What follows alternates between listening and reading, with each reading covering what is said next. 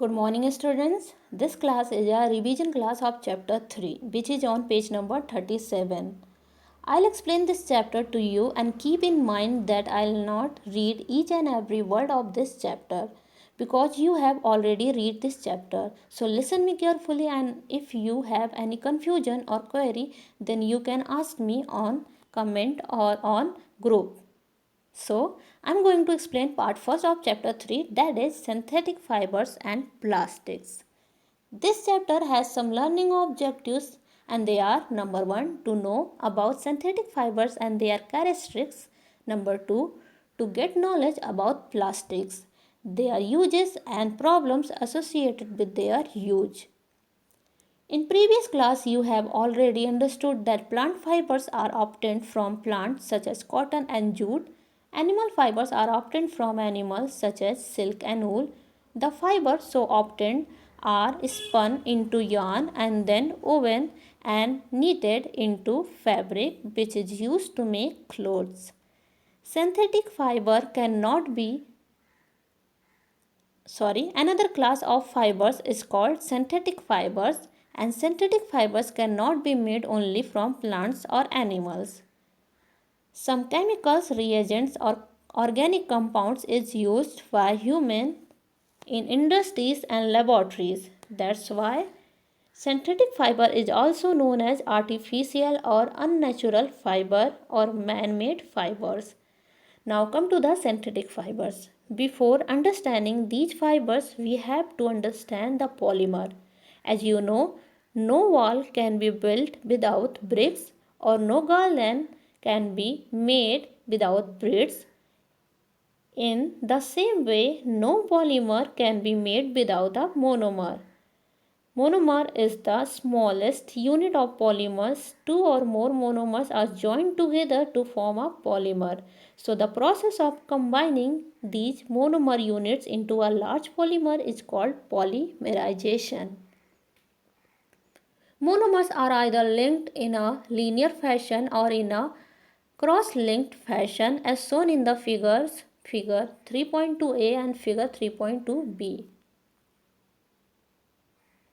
Some natural polymers are also occur, such as hemoglobin, which is present in our blood, due to which color of blood is red, is made up of repeating unit, that is 2 or more than 2 units of amino acid. Amino acid is a backbone of protein.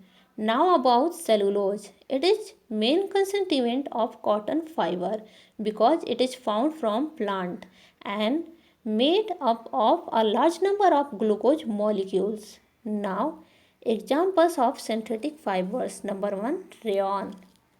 After treating wood pulp with chemicals, rayon is woven like silk, but it is cheaper than silk. That's why it is also called as cheaper artificial silk. It can be dyed in a wide variety of colors. Many things can be made by mixing rayon with cotton and with wool. So with cotton we can make bed sheet, and with wool we can make carpet. It is used to make fabrics for shirt, ties, etc.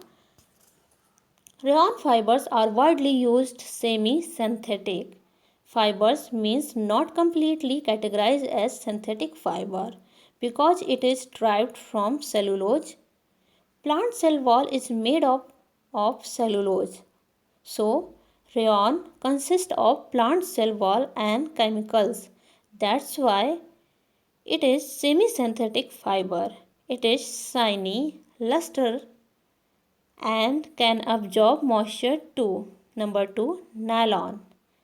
Nylon was the first synthetic fiber that was not made from plant or animal, and we can use things made from them again and again because nylon has very good strength.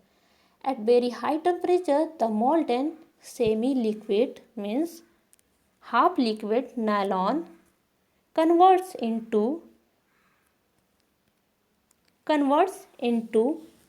yarn. Just a minute. converts into very thin strands or fibers by spinneret.